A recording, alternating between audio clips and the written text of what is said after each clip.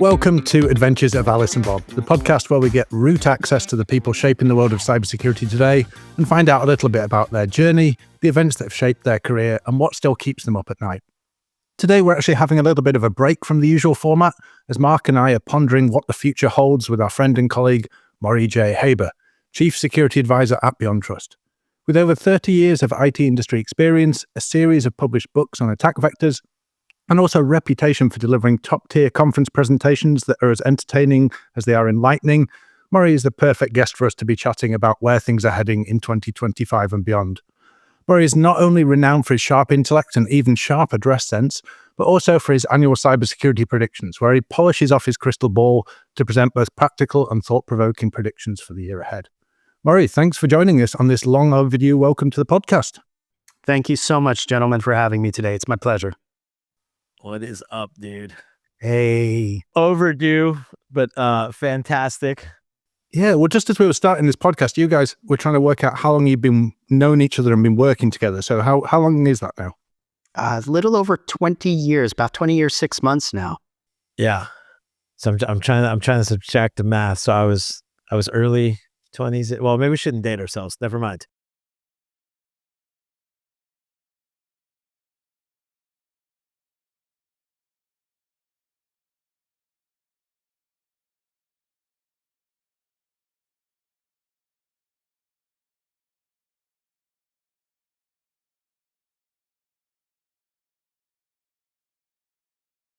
What were some of the challenges then? And we'll start off in those early days. What were the challenges of transitioning into that new world?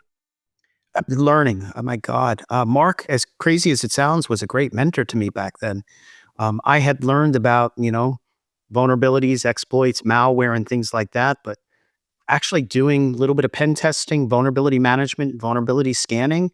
And then this is way before CVEs existed. And if you've been in the industry, the early ones are dated 1999. Now you're definitely dating us. We predate CV. True. We do predate it. And taking the difference between Melissa, I love you virus to, holy cow, just run this sequence against a port and you can get root access. Different world. Totally. And actually, when you look back on your career, I know I've been looking through your list of previous jobs and you've worn so many hats over your career, from engineering flight simulators for government contractors to product managing software, as well as CTO and CISO roles. What was it that actually kept you on this path into cybersecurity? Because it feels like you've gone deeper and deeper into the world of cybersecurity. Was that always a plan, or was that just something you kind of found a passion for along the way? Kind of a passion for it, but it is one of the only careers that I think that you can go down that every day you can learn something new. And it's kind of why we do this predictions webinar. It's kind of why Marc and I keep on gravitating back together to work together, because there's always something new. There's so many careers and jobs out there that, accounting or something else, where it's the same thing every year. This is not a dull industry and definitely not boring. And with that pace of change, we see technology and cybersecurity in particular as this constantly evolving space. So maybe the two juxtaposed things are, what are the biggest changes you've seen and what things haven't changed at all in that time? The technology changes, the motivations from money and nation states haven't changed.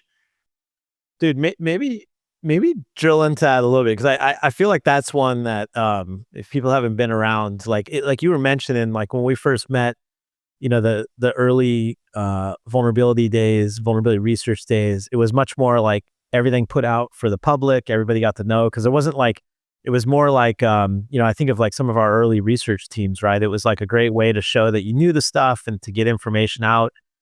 And now it's like, you got the right exploit, you can go sell it for $1 million, right? Which is like a totally different game. But like, yeah, just on that area, like how have you seen that kind of change? Well, that's it. I mean, today it's money, or nation state politics or leverage. Back then it was cool, right? Check out what I found. I remember Marc, when you were running the research team way back when, and the guys would figure something out and we'd have to call another vendor and say, look what I could do.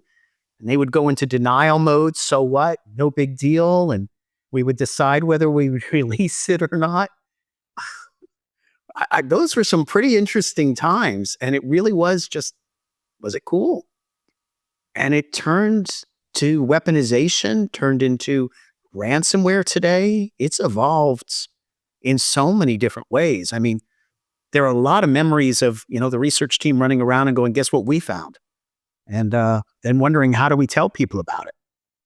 Absolutely, man. Yeah, I always give the disclaimer when I'm like, oh yeah, former, bad guy hacker guy. I always give the quick disclaimer because I think people's kind of modern understanding is all like, cybercrime, ransomware, etc. So quickly having to explain like, no, it's just doing what was cool, nerding out, exploring, whatever. And like, it's interesting how that the vulnerability world there has changed. Not that there isn't still people putting out like really cool vulnerability research, like it happens, but there's just such a market for it now in a way that is just different, Yeah. And it was, okay, we see all this cool stuff happening.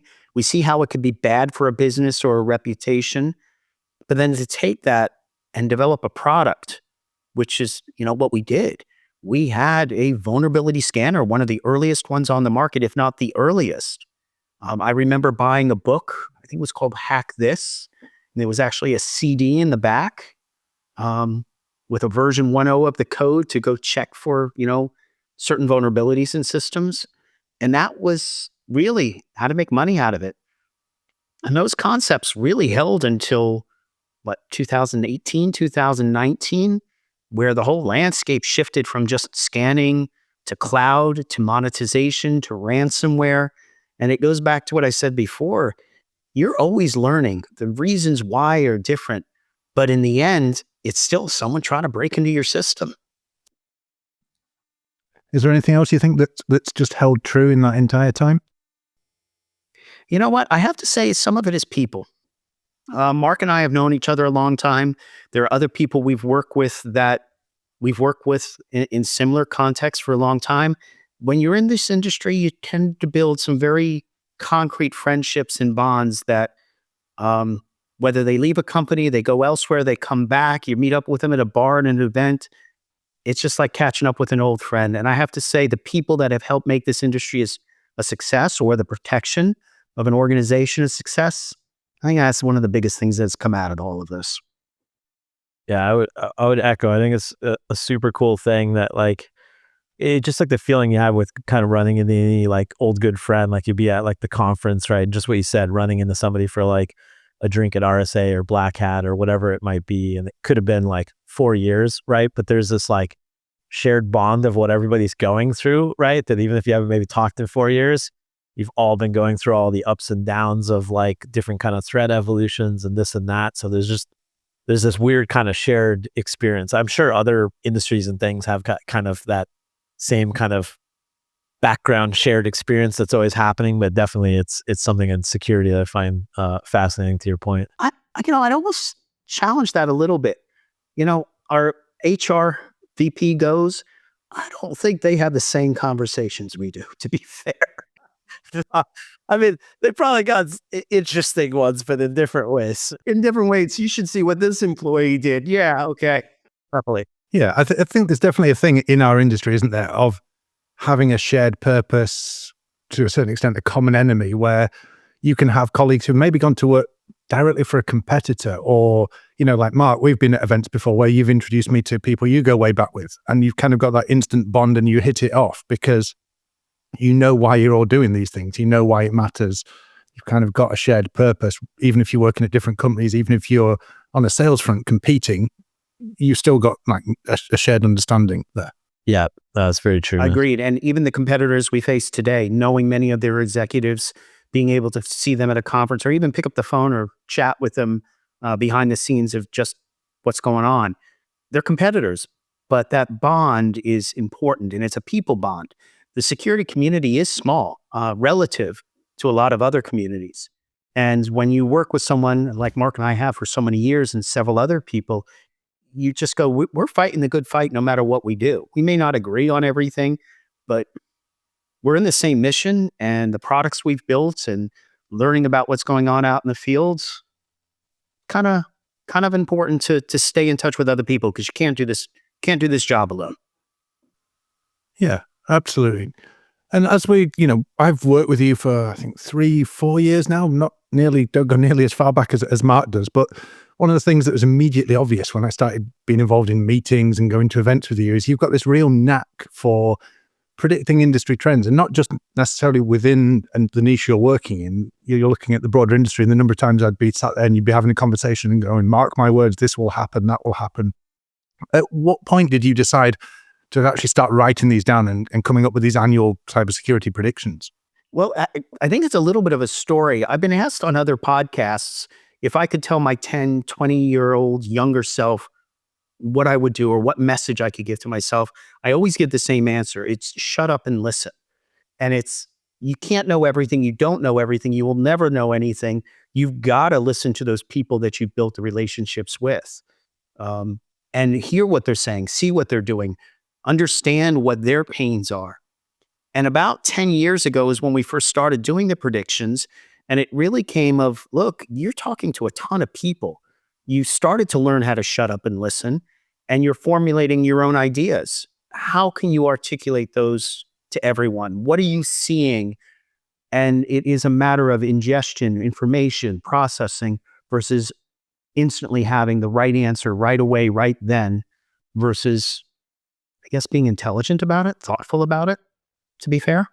I think one of the really interesting things is the way I see you approach it. We see other people in the industry making predictions about things, but I think the way you approach it, and this is a compliment, by the way, it reminds me of the Ig Nobel Awards. And I don't know if you're familiar with the Ig Nobel Awards, but they're a satirical prize in science that's awarded annually to celebrate really unusual things. So there's one a few years ago where a guy won a prize because he'd worked out if you took a frog and put it on a large enough electromagnet, you could make a frog levitate. And the point was, these are like really wacky things. I'm thinking Joe Blender style or something like that. If you guys remember that. Actually, the scientist who did the levitating the frog went on to later get an actual Nobel Prize for inventing graphene. So, he's the only person to ever get those. But the point of this prize is it's to honor achievements that first make people laugh and then make them think. And I always think with your predictions, they're not just about stating like the obvious next step. They're often something with a bit of a twist on them to entertain people, to make them, just smile a little bit, but then make them think about a problem space that they maybe hadn't considered before, or an unusual area that maybe just not even thought about. Is that something you consciously go about when you're writing these predictions? I don't know if I consciously do that, but thank you for the compliment. I think a lot of what I write, or what I've learned how to write, is to make it interesting.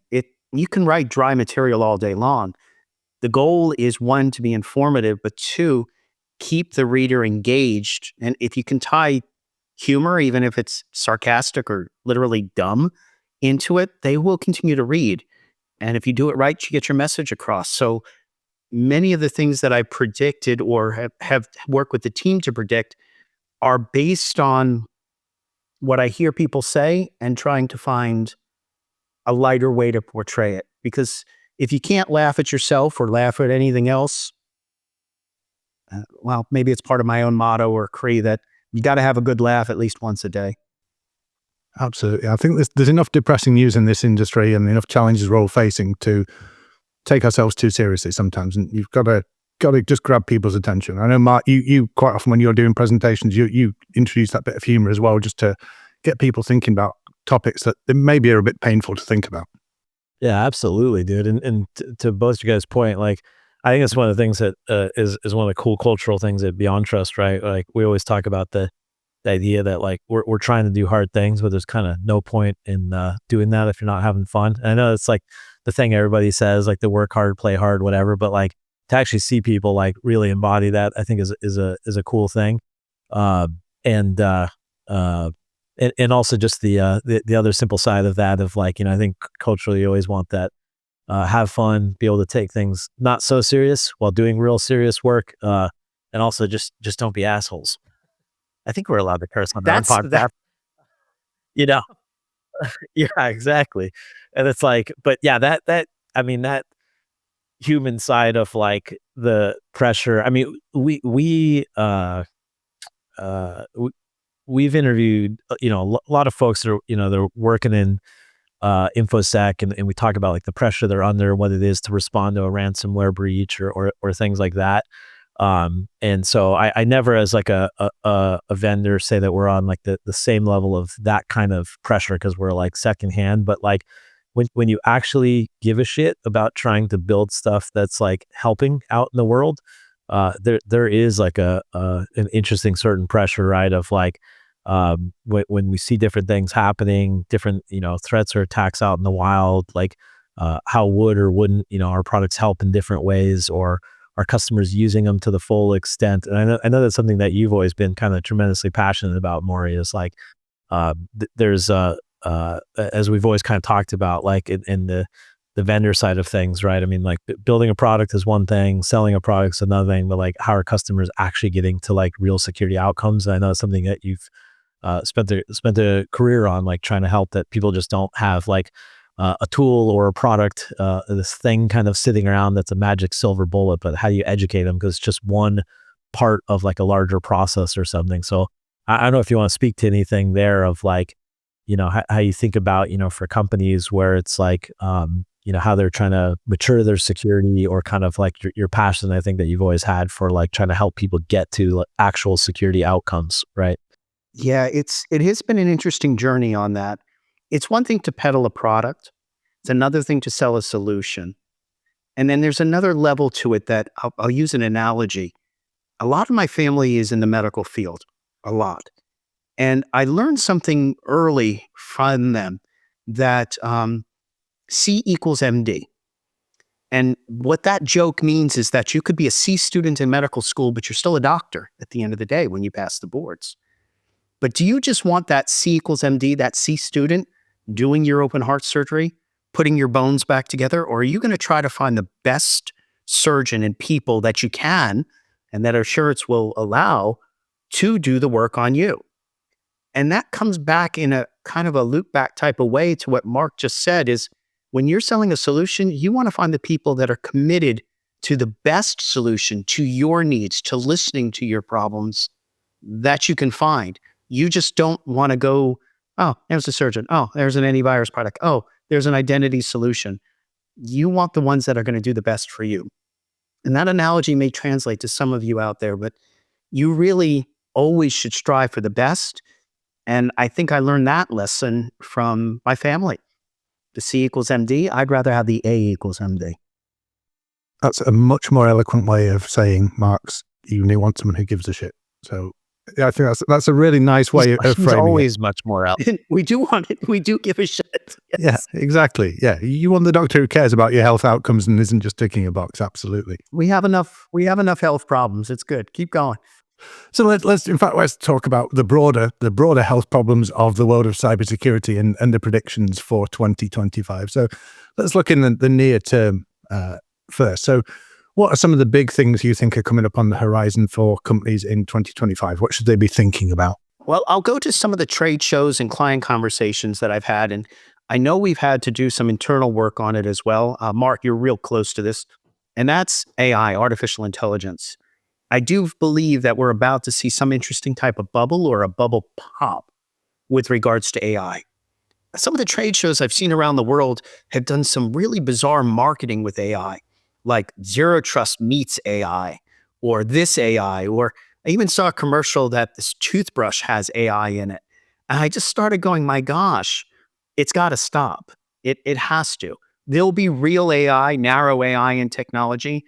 There is some solid generative AI, but you can't market it across the board. And there's so many things that the promise is not there, especially when people are talking about artificial general intelligence.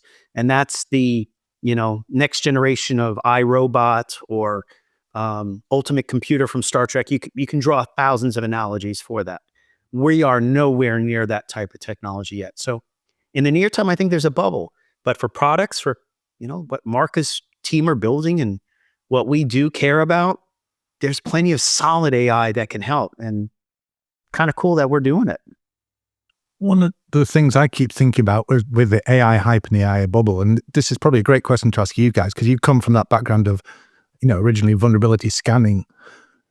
What do you think the challenges are going to be, especially, we're looking at Gen AI and AI powered solutions of them accidentally introducing vulnerabilities, misconfigurations into environments, people becoming overly dependent on tools, completely trusting them in a way that they wouldn't normally trust humans. And then that actually, we're going to see a whole series of, breaches where the root cause was they let an AI take control. They let an AI write the script. They let an AI manage the firewall. I don't know how deep you want to go on this one, but I don't know if I would want to turn everything over to AI to do that. But making an AI recommendation and just hitting accept or accept all, anytime you get something that says accept all, you're in for trouble. That's all I can say. I don't know how many times we've seen that, or quarantine all these files, or anything like that. It's always broken something. Yeah. I I always tell the story of a previous security team I was working with, and I told them one of the fastest ways for us to all get fired was from like a SOC response process, right? Where like you have the wrong automation, locks everybody out, and then some critical business thing can't happen. And so I think that's always the challenge with AI is like, it's one thing when you have automation where you can kind of literally read through and understand like what is what, and we still get that wrong. Like even if you can kind of go look at quote unquote the code, the script, whatever, and you're still going to make mistakes. And then now you have something that is like processing through all intents and purposes, like a bit of a black box where you're like, you don't really know how it came to the conclusion or whatever. I think that's one of the things we always think about from like the product perspective of like, if we're telling you something that's been generated via, machine learning or AI in some form, like how do we actually explain like how we got to that conclusion, right? So that like you can make your own determination. Do you trust it? Do you this or that? But it is interesting too with AI, the like all new technologies like rushing into it. And then we go, oh, wait a minute, we need to think about like all the kind of foundational security stuff that we weren't kind of doing up front. So, stuff that's near and dear to our heart, like least privilege and things like that, right? Where it's like a lot of AI, and I've seen this at so many companies, are just like rushing to it, doing some generative AI project, and like, cool, you can ask anything, and then like they all of a sudden are solving for the who can ask what data is actually being fed in, who's allowed to ask what, and essentially like how you get back to that kind of like least privileged state. So it's I think with like all new big kind of technology changes, and it's going to sound funny, but it's no different from like when Kubernetes took off or when Gen AI is taking off. There's a lot of the same, if you've been doing it long enough, like same security patterns that have to be solved for any of these new. And so that creates both, opportunities for folks that want to build solutions, and obviously creates many opportunities for attackers, right? Because typically the first thing that happens is like whatever new technology gets built, and then everybody's like, oh crap, what is the security implications? How do we do something about this? Marc, you actually reminded me of a very old story. Probably when we started working together a year or two in with one of the first machine learning systems that was out there.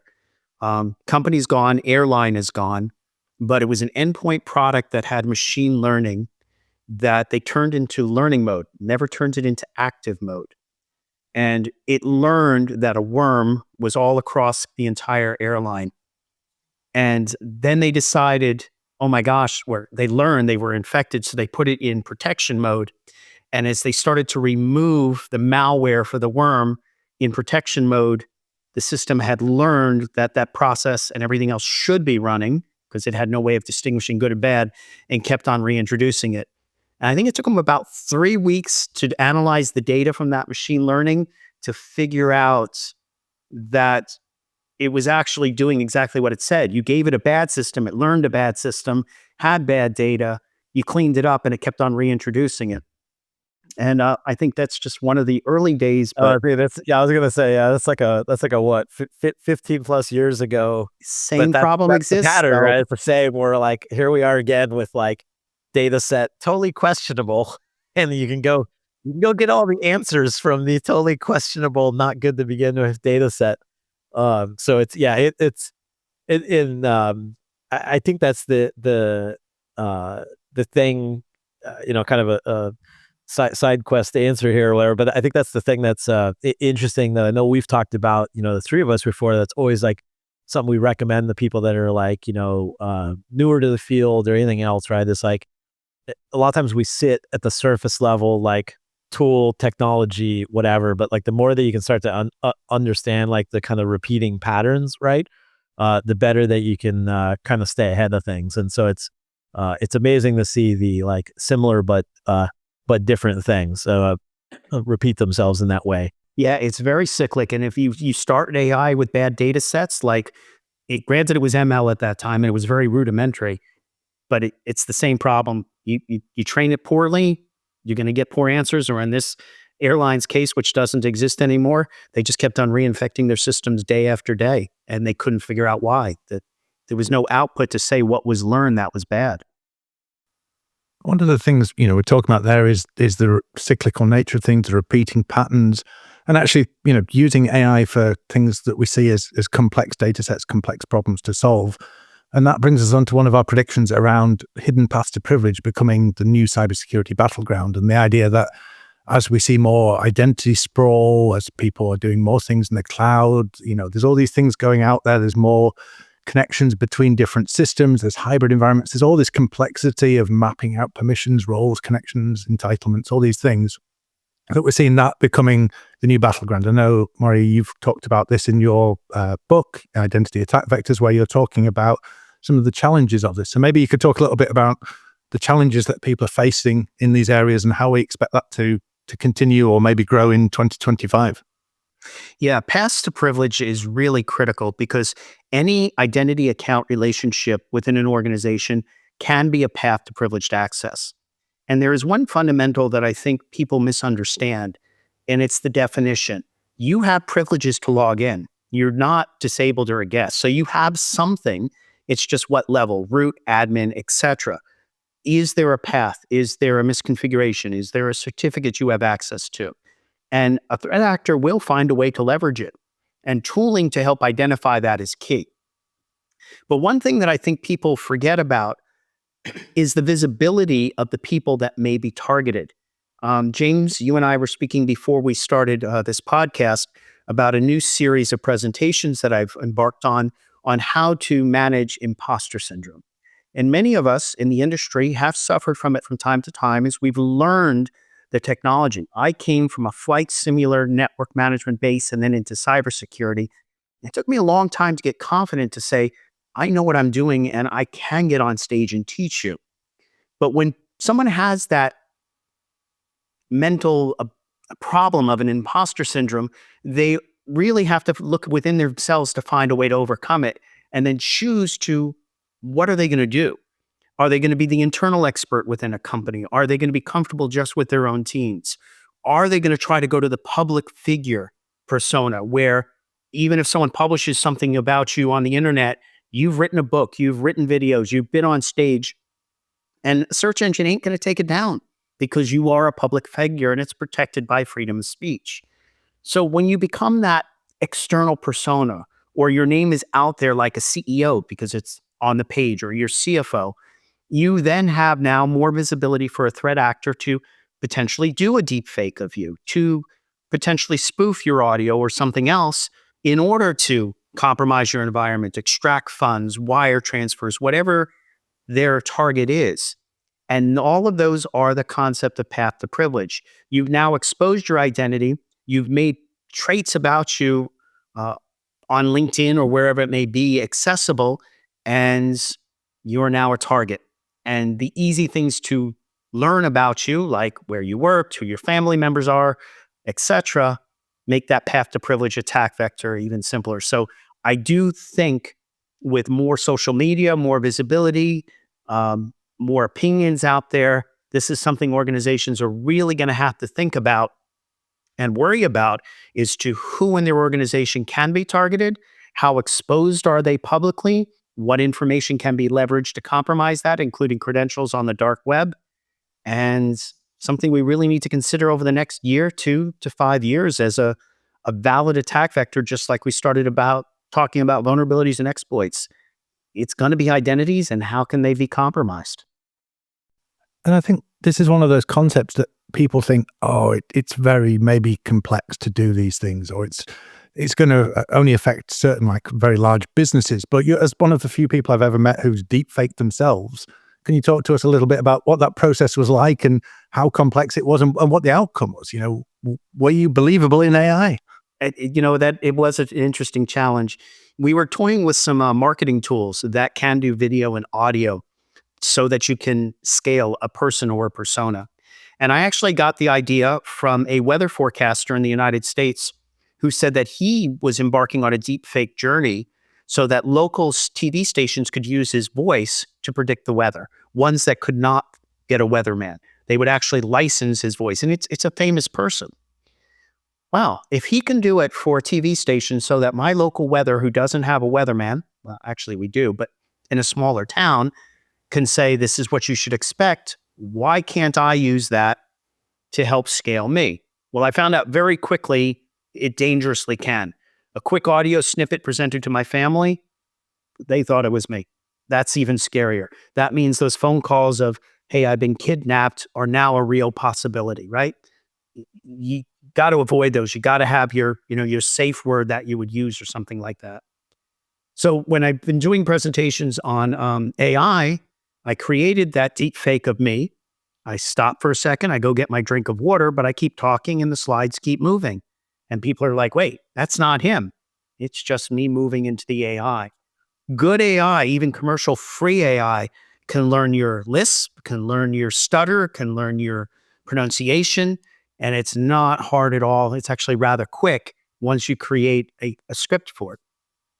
That's where I think we're going to get scary, is where that can take us as a part of this prediction path, not only from an attack vector standpoint, but also from people moonlighting. There's no reason I can't use AI today, get another job, and just have the AI be my forward face for it.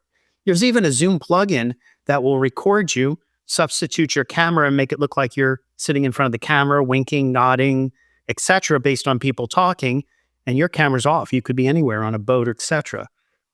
This whole AI deepfake attacks, pass, positive, negative usage, you got a long way to go. And I think we're just starting on it.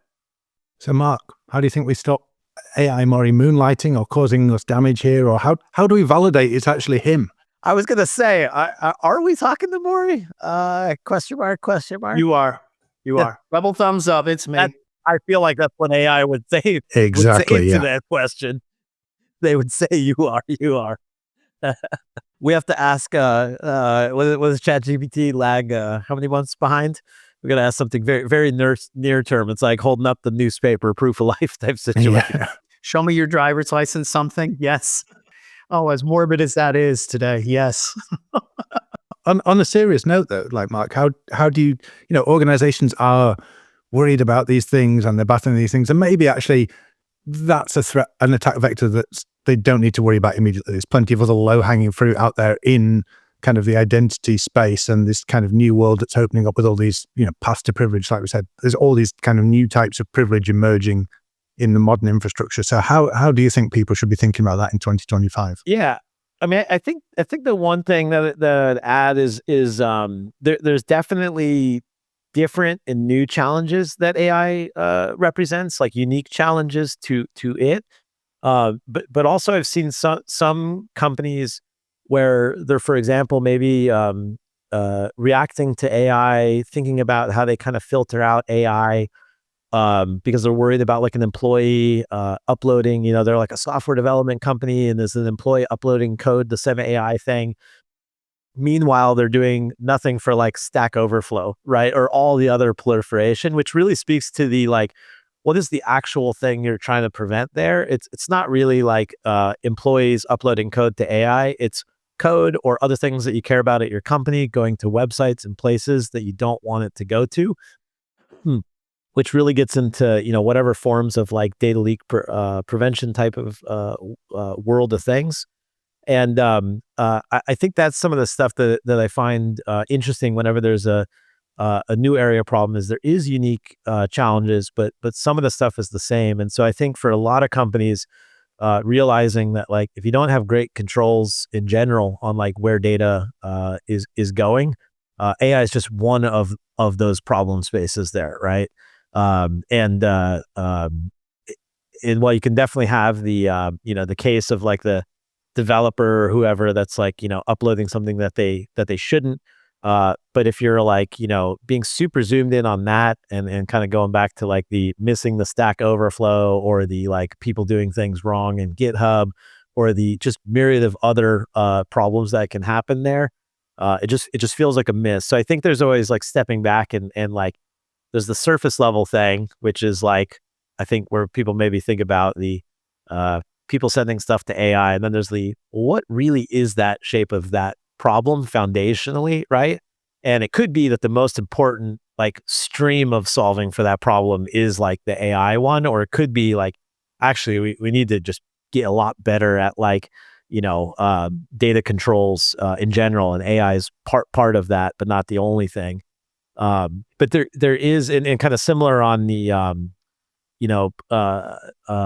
deep fakes and other things, right? Where it's like, is your house in order from an overall authentication perspective, right? Because it is no doubt way more convincing that if I get that, perfect voicemail that sounds like Morey, or that video clip via text message that looks exactly like, my CEO saying, do the transfer or whatever, right? That is like a much more convincing form of what's come before. But it still speaks to like do you have the right controls in place from like an auth perspective, from like a process perspective, etc. But like no doubt the like things where like what Morey was touching on earlier, like where people are starting to use AI and automation more. You can have it AI hooked up to your various like open API, not to be confused with open AI, but like Swagger, etc. interfaces to do like API automation, and like who knows what style of like when we think of like prompt injection attacks and other stuff. I mean, there's a whole world of actual AI specific challenges, and then there's also this world of like AI is a different medium for like this same foundational problem. And so I think it's always important to like separate those two things, and it's kind of what we always think about from the product side, like what is the actual like root problem that we're solving, not just like the question in front of us. Like, are we even asking the right question to begin with, if you will? And I think that's fair. And it goes back to what we were just talking about. We'll see this bubble pop of where AI doesn't work at all and marketing pull back. But the real challenges, the real implementations, the real DLP questions, those are going to remain and grow and change industry from a development to product level at an accelerated rate. But I think the overall bubble of everything AI is what we're going to see literally explode in 2025. It'll pop. It'll just pop. So if we're thinking kind of beyond AI, beyond 2025, one of the things that you guys mentioned at the start is you guys predate CVEs, right? You've seen these things come. You don't have to like beat on the whole we're old thing. I mean, we went there, but you don't have to like jump on it, James. He's like, did I mention you guys predate CVE? Did I mention they coded with punch cards? No. Thank you. Yes, I started on punch cards. Keep going. Okay, I'm not that old. I'm not that. I'm going to stop digging at this point. But you mentioned those things, and these standards come and these standards go. And if we look at a lot of the modern attacks we're talking about, AI attack vectors, the complexities of modern identity infrastructure, all these kind of things that are out there, some of the topics we've been talking about on this podcast, one of the things that we're starting to see is what is the CVE for an identity attack? What is the MITRE attack framework for identity? Like, how do we start to conceptualize these things in 2025 and beyond? Because so many organizations have built their kind of mentality, their frameworks, their defenses around these structures that were for the attacks of 10 plus years ago. How do we think about that moving forward? What do you guys think? Marc and I really did work a lot on early stuff, whether it be Oval, CVSS. I mean, we were in the vendor space at the time. I know Marc did a little bit more with the government side of the house. But I do think there's room for a new standard or an extension. I'm not sure what it would be. Maybe something like CIE is what we put in the predictions. Common identity exposure. There's some room here because we have to be able to communicate things like MFA not used for privileges or any of the identity attacks out there. Now, some of them may overlap to CWEs, common weaknesses, but I think most of the identity attacks are unique. They need to have a proper grading system, a proper risk scoring system, and a way to communicate them to a company or as the standards emerge. And I think that in the next 5 years, we'll start to see that concept standardize. Marc, if you remember, when we first started, we would score something a critical because we knew we had working exploit code, and a competitor would score it as a medium because they didn't. And then we get called out by customers going, why are you a high and why are you a medium? I think we're in that same vein today. That's No, I think cyclic vein. totally. It's like we're lucky that go back to the us being old thing. There was like we've been around long enough. There wasn't really any like taxonomy for how you talk about these things. There wasn't any of the C star category of MITRE world of stuff. And to your point, I think there's definitely like a need for these things to be extended. I mean, they have some very like high level rough edges on like brute forcing or things of that nature. But they're almost kind of too high level and generic to be useful in that way. And then there's just major gaps of a lot of the things. You look at something like MITRE ATT&CK and the way that it talks about like lateral movement, right? It's definitely not covering the gamut of what it is to go from like on-prem to cloud and vice versa via identity related systems. And so it's important because to your point, Morey, it's like it helps create that awareness, right? Like the good and bad of like, you can definitely go quote unquote kind of in a lot of products try to do this where they'll show you like, look, we have 80% of MITRE ATT&CK coverage, right? And it's a metric, but again, some of these things, it's like, cool. You've covered that MITRE thing from like an endpoint perspective, from an EDR perspective, right? But you haven't actually covered that MITRE thing really holistically, right? Across your environment. And so, yeah, I'm all for what you're saying as far as I think it's great that we have all these kind of base taxonomy of how we talk about things now, but there's some major gaps in kind of definitions and language. And I think it's starting to take form, and it's definitely something that I've been talking to some other folks kind of behind the scenes to help drive some of that in the way that exactly to your point, we're basically help pioneer that in the early vulnerability management days, right? Where just the idea of talking like exploit to exploit, vulnerability to vulnerability, technique to technique, it would just, you'd have people say the thing and they would say it 4 different ways and nobody knew what anybody was talking about. And so the standards in this way are like extremely helpful. But definitely to your point, I think they're lacking with kind of modern attacks, and I think they'll always lag behind at some level, but I think they're a little behind from where they need to be for what's actually happening out there in the world today. Yeah, and I think this is not something necessarily 2025. I think it's the concepts are solid, and I think it's going to take us a little time, maybe longer, maybe within the next 5 years, depending on how the government funds or whether this will be open source, type of community doing it. But there is definitely a need there, and anybody thinking about identity security or privileged access, going down that path, being able to say you have coverage, or I can look for, or I can identify in a meaningful way using industry standard language, that's going to be big for anybody. Just standardization. That's all. Yep. One of the points, we've got this discussion going. We're talking about, what's coming next. But Marc, you keep coming back to things, and this is something I've seen you talk about at an event actually recently we were both at, was understanding of why. And you were asking the audience why they do these things, why they build the solutions, why do these things matter? So I'm going to ask you the why question now, which is, why do you think it's important to understand the why before thinking about what's next?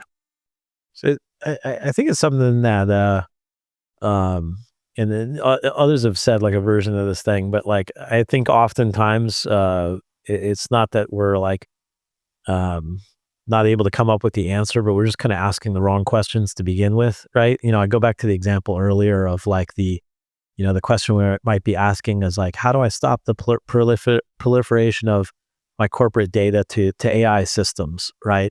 And it's kind of the wrong root question to be asking, right? That's like a higher level thing, and really you're talking about like, how are you controlling the flow of data is really the foundational question that you might be thinking about. And so I think in our industry, especially as like different areas mature, like it's kind of this amazing thing where, we just were talking about, frameworks and stuff, and kind of the sister category of that is like compliance and everything else. And so, I mean, we see it, right? Where we'll have companies come to us and they'll say, hey, I need widget X because I'm told I need it for, insurance, compliance, other reasons. They might look at it as just like, what's the level that I need to do to check the box to say that I'm good for some compliance mandate, and never understanding like, well, why is this a good thing to begin with, right? Like it's on this list over here, but like foundationally, like why is, take least privilege, right? Like why is least privilege, whether endpoint, cloud, whatever, like I'm being told I'm supposed to do that from a compliance perspective, but like from a security perspective, like why is that actually a good thing? And I know this sounds kind of silly to say, but there's a lot of times that, companies are kind of going through the motions, like checking various security boxes, and compliance is amazing because it's this, I always look at it when you're on a security team, and it's an amazing tool to use to get the things that you want to do to improve security, right? Versus just kind of checking boxes. But I think that that kind of start with why type of thing is very, very important, because companies can kind of lose that thread. And so I think trying to be very focused on like, we're not doing this because it's compliance says we have to, or because like insurance or whatever thing, but like, why is this actually good for security? And it could be there isn't like a great answer to that, and it is just like there's some mandate somewhere that like is making you do security theater, right? Like that obviously happens in our industry where it's like, oh God, I got to go check this box. But at least like that one's a box check. Get it done as quick as you can because it doesn't have real world security value or impact, but you have to do it because of some other industry standard, something somewhere. Versus other ones where you're like, hey, this is more than just like a box you want to check. Like you want to be good at controlling privilege, right? Like that is foundational. I mean, we talk about it with every, kind of the root of every breach is like, access the right identity that has the right level of privilege, and like there's no more hacking from that, right? It's like game over. So I think that's really important, is to kind of question things in that way. Marc, I think you hit on something, and I know it sounds maybe a little self-centered in some ways. I said earlier, shut up and listen, then ask why, right? You go, if you're in the software industry or any real sales type industry, peddling anything, and you go in blazing with answers without asking why and the questions before you shut up and listen, you're not going to be successful. Totally. Yeah. Preach. It's the thing that pains me most. It right? takes a long time sometimes to learn that lesson. I think that's one of the biggest things I push out there for anybody that's new to any industry in sales or peddling a product. To listen, find out why they're there. People don't just normally go in to buy cars just to buy a car. They probably have a reason why they're buying a car, or they've got excessive cash and it's a Lambo, and then we're done. So before we run out of time here, I'd just like to ask you guys, are there any wild ideas, crazy predictions you would have for the future that didn't make it onto our official predictions list? Maybe something that I do. you weren't comfortable putting in writing? I wrote one that did not make it in there, and I'm scared about it. I think parts of it made it into the final list. To be fair to anybody that actually goes and looks at the predictions list, the real initial drafts are much longer, and we whittle it down. One of the ones I wrote in there was satellite-based attacks, attacks on satellite systems, satellite internet systems. And there's lots of reasons why I put that. But yesterday as of writing or recording this video, a South Korean CEO and his employees were arrested for putting DDoS software in satellite receivers to be used against satellite providers and other entities. Not exactly the prediction we wrote, but really close, that using satellite as a vehicle to conduct a cyber attack and having the firmware intentionally modified to perform DDoS attacks based on instructions from nation states or someone else, that changes the game considerably in terms of what we're trying to protect against. So one that was missed in terms of our official list, but materialized in a really odd way. I'm going to go back and read some more on that one. Like to learn more, but I'll tell you what, There's no system that's immune. None. No, that's a really interesting one, really timely example there. And I think there's so many things in those systems where satellites get deployed. You can't then touch them for a long period of time. And they were deployed when, at a point in time, with technology that was the state of the art at a point in time, they have to keep the weight down. They can't change things on them. So yeah, I think they become really, really interesting attack vectors for the future. Yeah, and it was, the wild part about it is it was detected through Interpol, but people that were their systems being used as a part of the attack were noticing performance issues because the bandwidth was being compromised as a part of the DDoS attack. Pretty wild.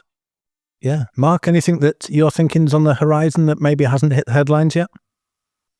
Oh man, I think the prediction stuff, it's always hard. I think everything you guys were mentioning is like spot on. I feel like if I could really predict things, it'd be like you're kind of predicting where do businesses go, like what technology are they really using. Attacks tend to follow that, and I feel like if I could predict business that well, I'd probably We wouldn't be here, right? Playing a different game. You know what I mean?